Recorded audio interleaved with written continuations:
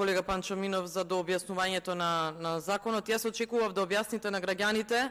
зошто во Македонија за сите 4 делници македонската влада се обврзува на сума од 1,3 милиарди евра за 110 километри пат,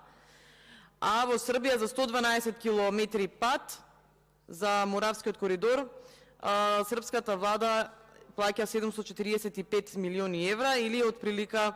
двојно се плаќа во Македонија за отприлика иста километража на патишта. За кои одредби ќе важат, ќе одлучува елитата од владата со дебелите провизии во джеп, а вие ќе ги верификувате нивните одлуки овде со вашето гласање во собранието и за жал многу пати колегите од владеачкото мнозинство ниту знаат за што гласаат, но сепак слепо послушништво гласаат. И ме интересира дали дадовте до објаснување на делегацијата на Европската унија во Македонија која што реагираше против